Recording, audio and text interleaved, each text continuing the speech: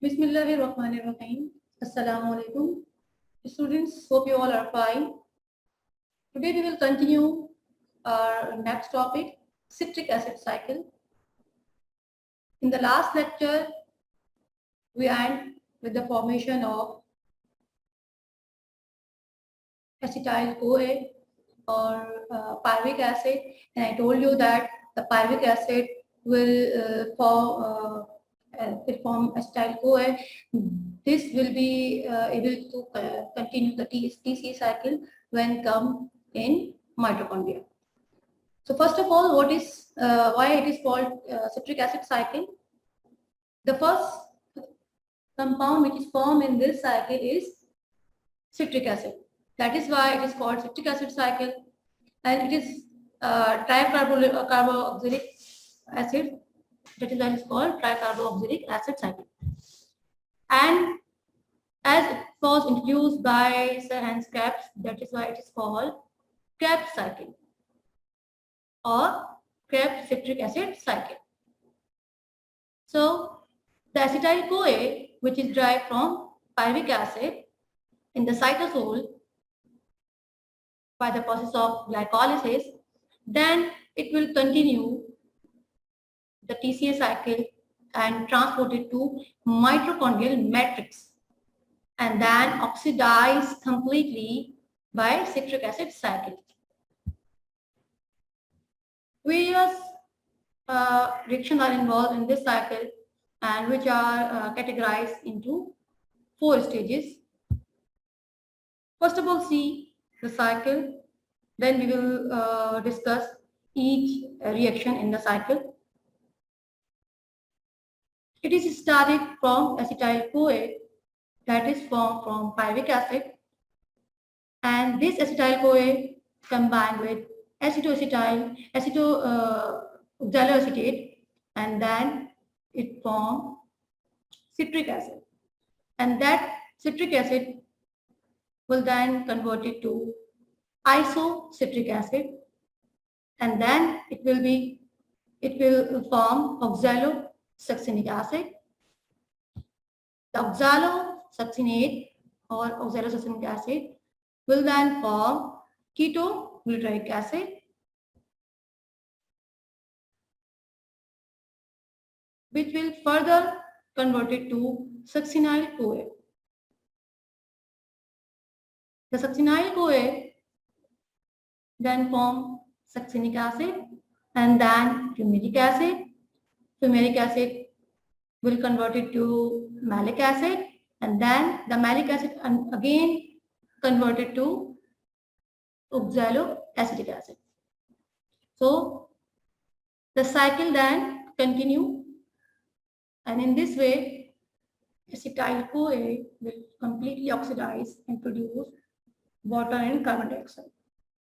Various enzymes and coenzymes are involved in this cycle, and that will be seen when we discuss each reaction of the cycle, and the ATP or energy is produced which is useful for further processing, and this is why the in the mitochondria this Krebs cycle is continued, but it is occurred when the oxygen is present, and the pyruvic acid will form acetyl-CoA in presence of oxygen that will continue the Krebs cycle. Let us see how each reaction will continue in this cycle and what are the requirements of the cycle. As I told you that the whole reactions, the total reaction of TCA cycle are divided or can be divided into 4 stages. In stage 1, first the formation of citric acid from acetyl-CoA and oxaloacetic acid. The acetyl-CoA which is come from pyruvic acid, and it then transfer the acetyl group to oxaloacetic acid, and water molecule is required to hydrolyze the high energy bond between acetyl group and coenzyme, and that then this group will be removed from acetyl-CoA and release the CoA enzyme and form citric acid. The enzyme required for this reaction is citrate synthase, and it is also called a condensing enzyme, because in this reaction citrate condensation is occurred. The coenzyme release then reutilize for oxidative carboxylation of pyruvic acid. This reaction is irreversible reaction. Now the second reaction is the reaction in which 6-aconitic acid and isocitric acid are formed from citric acid. It is occur in two steps. In one step, citric acid form cis-aconitic acid and dehydration is occurred. Water molecule is removed in presence of pyrazine and the enzyme required, that is aconitase. In the second step, rehydration is occurred. Water molecule is added. In first step, one water molecule is removed and then it is re-added in stereospecific manner, means the water molecule attached at another place and the same enzyme is required, that is aconitase. Now, when we talk about the inhibition of this reaction or this step, so fluoroacetate is the inhibitor of the enzyme aconitase. What happened? The fluoroacetate basically form fluoroacetyl-CoA, which then instead of acetyl-CoA will condense with oxaloacetic acid and form fluorocitrate instead of citric acid. Thus, inhibition of enzyme aconitase, and that will lead towards accumulation of citric acid. When we talk about the consumption and utilization of energy, so at this stage, no energy production is occurred or no ATP are formed. Now the second stage, in second stage, the 6-carbon containing isocitric acid is converted to a derivative of 4-carbon compound with coenzyme, that is succinyl-CoA. And how it occurred? First, isocitric acid, the 6-carbon compound, oxidize and form oxalosuccinic acid, which then later converted to oxoglutarate by removal of 1 carbon in the form of carbon dioxide. So by decarboxylation, the oxoglutarate is formed. So first, formation of oxalosuccinic acid and oxoglutarate from isocitric acid is basically occurred by in two steps. In one step, isocitric acid undergoes oxidation. That will be followed by decarboxylation and 5-carbon containing compound, that is oxoglutarate, is formed. And the enzyme required is same for both steps of the reaction, that is isocitrate dehydrogenase. In this reaction, the oxalosuccinate is not a free intermediate, but it is bound to enzyme, and that enzyme required NAD, the coenzyme, for their function in the mitochondria. In the second reaction of stage 2 TCA cycle, the oxidative decarboxylation of oxaloglutarate to form succinyl-CoA, and that is somehow similar to the previous reaction where the oxidative decarboxylation of pyruvic acid was occurred to form acetyl-CoA. In this reaction, the complex enzyme which is required is alpha ketoglutarate dehydrogenase. And the reaction, the previous reaction, where pyruvic acid was converted to acetyl-CoA that required pyruvic acid dehydrogenase complex, but here the enzyme ketoglutarate dehydrogenase complex is required. Furthermore, the coenzymes and cofactor are also similar as was utilized in the reaction where pyruvic acid was converted to acetyl-CoA. So what are these coenzyme and cofactor? The identical coenzyme and cofactor include thiamine pyrophosphate, lipoic acid, coenzyme A, FAD, NAD, and the cofactor magnesiumine or magnesium. As I told you, the reaction steps are complex but as similar as in case of pyruvate dehydrogenase that was occurred for conversion of pyruvic acid to acetyl-CoA.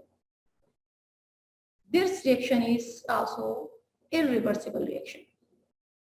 The oxidative decarboxylation, oxidation and decarboxylation both occur in this reaction.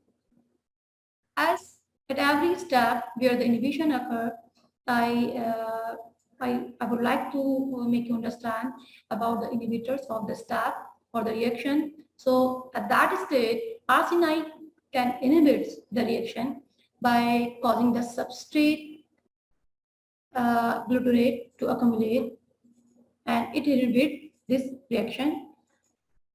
And we talk about the energy at that stage. So NADH, which is produced as oxidized form in this respiratory chain or electron transport chain, and one molecule of NADH producing 3 ATP. So as there are two there were two acetyl-CoA molecules continuing the cycle. So total 6 ATP will be produced in this stage from 2 NADH. The oxidation of this NADH will produce 6 ATP in the form of energy. Now come to stage 3 of TCA cycle.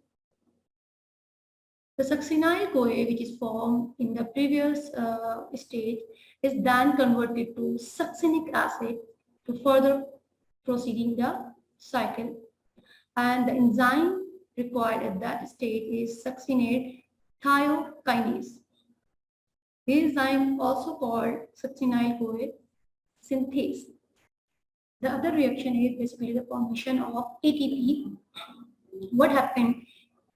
As this reaction is required, guanine diphosphate or inosine diphosphate, which then converted to guanine triphosphate or inosine triphosphate after taking phosphate group or in presence of phosphate group.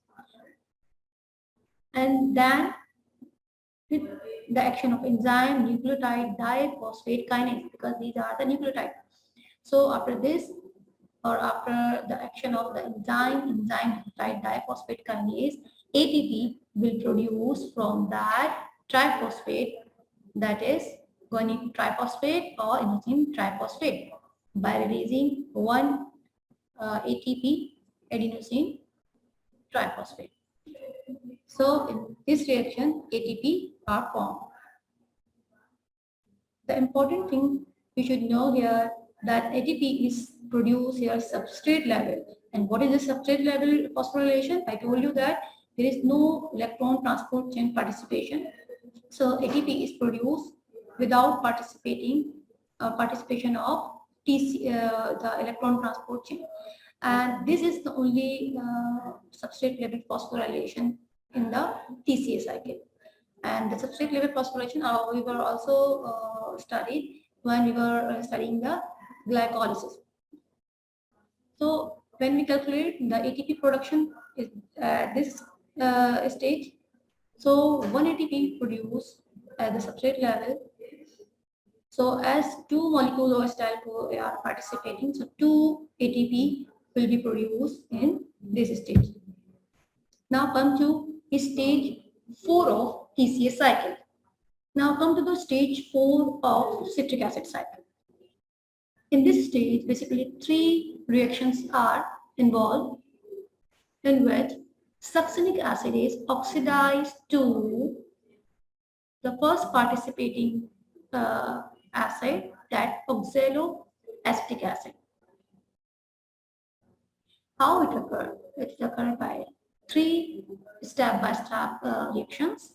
The first, the oxidation of succinic acid to form fumaric acid by the enzyme succinate dehydrogenase, and that required FAD coenzyme, and fumaric acid is formed. The dehydrogenation here is basically catalyzing by the enzyme succinate dehydrogenase. FAD accept that hydrogen which is removed, or by the action of dehydrogenation, the removed hydrogen is accepted by FAD. What is the specialty of the enzyme? This enzyme contains FAD and non-heme iron sulfur protein in their structure. And other specialty is that the enzyme is basically bound to the inner surface of inner mitochondria, which is uncommon with the other enzymes which are present in the mitochondria. Now, some kind of inhibition pathway, how the reaction is inhibited. So, malonate or oxaloacetic acid, if present in axis, they inhibit succinate dehydrogenase by competitive inhibition is occur if malonate or oxaloacetic acid is present. So the enzyme succinate dehydrogenase is inhibited by a competitive inhibition manner, and thus accumulation of succinic acid is occurred. Now, the calculation of energy for ATP. 2 ATP molecules are released by 1 FAD, or oxidation of 1 FAD. That's 2. And this is occur via electron transport chain. So as total 2 molecules are going on in this cycle, so 4 ATP are formed in this step. In the second reaction of stage 4 of TCA cycle, formation of malic acid is occurred from fumaric acid that is formed in the previous stage. The enzyme fumarase is specific for the L isomer of malonate, and this is also causing the addition of elements of water. The enzyme which is catalyzing the reaction, adding the water element to the fumarate or fumaric acid, and it is specific for L isomer of malonate. So in this reaction, malic acid is formed by enzyme fumarase from fumaric acid. The third and last reaction of stage 4 of TCA cycle is the oxidation of malic acid to oxaloacetic acid, and this reaction is catalyzed by malate dehydrogenase, which require coenzyme NAD as hydrogen acceptor, and then oxaloacetic acid is formed from malic acid. Means the coenzyme NAD accept the hydrogen atom and form NADH. Now, as you can see here, again the the first molecule, oxaloacetic acid, which in the first step combined with acetyl-CoA for the formation of first compound, that is citric acid, was there, and again the oxaloacetic state is produced, so the cycle is continued. The oxaloacetic acid combined with the fresh molecule acetyl-CoA, means that the reaction is again in continue, the reaction again continue with acetyl-CoA, and the cycle is repeated one after one, and the calculation of energy at this stage as NADH is involved. So the oxidation of NADH through electron transport chain produces 3 ATP, while 2 NADH will produce 6 ATP. Now calculate the energy production overall cycle. In case of aerobic glycolysis, the energy production was 8 ATP, and when it was glycogen, so 9 ATP performed as we saw in glycolysis in the calculation of energy production. And if the case is aerobic phase, so the pyruvic acid will continue to form acetyl-CoA, and thus further 6 ATP are formed through the production of NADH. And if it is anaerobic phase, so only 2 ATP are formed. In case of aerobic glycolysis, acetyl-CoA continue the TCA cycle, and here we saw step by step how many ATP are formed. Let us see where isostate dehydrogenase are involved, 2 NADPH involved, which produce 6 ATP furthermore, and then at the level of enzyme ketobutyrate dehydrogenase complex, further 6 ATP are formed, and at substrate level phosphorylation, further 2 ATP are formed because of being involving 2 molecules or two molecules, and then succinate dehydrogenase, which involve FADH2, so 4 ATP are formed, and finally the malate dehydrogenase involve NADH and yield 6 ATP more. So combining all these right from glycolysis till the TCA cycle in case of aerobic phase, total 38 ATP are formed from one molecule of glucose. But in case and if we start from glycogen, so when another phosphate are attached and one ATP more are added, so 39 ATP are formed, which were because of conversion of glucose 1-phosphate to glucose 6-phosphate, which is addition stage in case of glycogen. And if the anaerobic phase, only 2 ATP are formed. So if 38 ATP are produced right from glycolysis to TCA cycle, so calculating the calorie in overall reactions, how can we calculate it? From calorimeter estimated or measure the total calorie production, that is 686,000 calorie. So when the oxygen molecule, when the glucose molecule is oxidized completely to form carbon dioxide and water. So at the level of tissue, if we say that 38 ATP are formed and 1 ATP yields 7600 calories. So total energy consumption or capture in ATP from one molecule of glucose when it's oxidized, so it is basically, or the efficiency can be 32% of energy of combustion. The TCA cycle is so important and played a very important role in biomedical point of view. And this cycle is also called amphibolic. Why? Because it plays its role as catabolic or as well as anabolic. When we talk about the catamolecule, so the 2-carbon compound, that is acetyl-CoA, when completely oxidized, produce carbon dioxide and water molecule with energy. So it is the catabolic role, and also the lipid and protein will also oxidize and participate in this cycle via acetyl-CoA, and that will be formed, that then they form carbon dioxide and water with release of energy.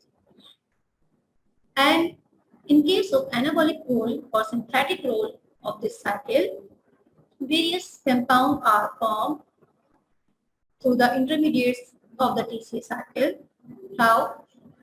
Let us see examples. Transamination.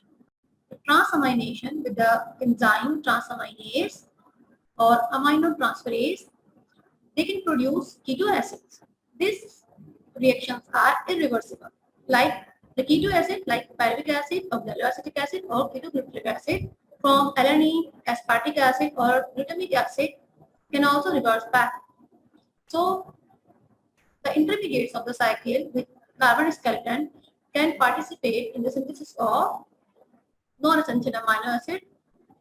As you can see here, oxaloacetic acid can form aspartic acid, glutamic acid can form alanine, ketoglutaric acid can form glutamate. So the reaction are reversible, and these the intermediate can form from other route, and also the intermediate, the compound by transamination can form for the other important compounds or non-essential amino acids are formed. Second, the gluconeogenesis, that is the formation of glucose.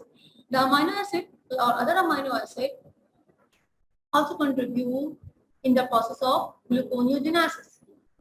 Why? Because all or a part of their skeleton, the amino acid skeleton, which enter in the TCA cycle after deamination and transamination. How? There are certain amino acid forming compound forming in the reaction, the intermediate, like pyruvate can form glycine, alanine, serine, cysteine, threonine, hydroxyproline, tryptophan, and ketoglutaric acid can form arginine, histidine, glutamine, proline. And the fumarate, that is the intermediate of the compound of the cycle, can form phenylalanine, tyrosine, succinyl-CoA, also form the amino acid like valine, methionine, or isoleucine. The cycle is so important, can play their anabolic role in the synthesis of fatty acid. The acetyl-CoA, which is formed from pyruvic acid by the action of pyruvate dehydrogenase, can start the fatty acid synthesis, and this synthesis is now extra mitochondrial. This does not occur in the mitochondria, whereas the acetyl-CoA is formed in mitochondria. As here, acetyl-CoA is impermeable to mitochondria. So what happened? The citric acid is formed with the citric acid is permeable to mitochondrial membrane, and acetyl-CoA, which is made in the cytosol for the synthesis of fatty acid by cleavage of by the enzyme citrate cleavage. Here I would like to summarize the factors which are regulating the TCA cycle, and some of them also discussed in different reactions. So depending on the metabolic need of the cycle, the reaction can be fast or slow. Let us see how. The acetyl-CoA and oxalosuccinic acid to form citric acid. At that stage, or this reaction is inhibited by presence of excess of ATP, but can be activated if the energy state is low, means if there is more ADP or in presence of ADP, adenosine diphosphate. Similarly, in case of isocitric acid to form alpha-ketoglutaric acid, this reaction can be activated with the presence of adenosine diphosphate and NAD, but can be inhibited or definitely inhibited when NADH is, or the level of NADH is high. So depending on the need or the availability of such compound, the reaction can be slow or fast. Alpha ketoglutarate acid to form succinyl-CoA, this reaction is inhibited by presence of NADH, ATP and succinyl-2, while the reaction can be activated when ATP stores of the body is low.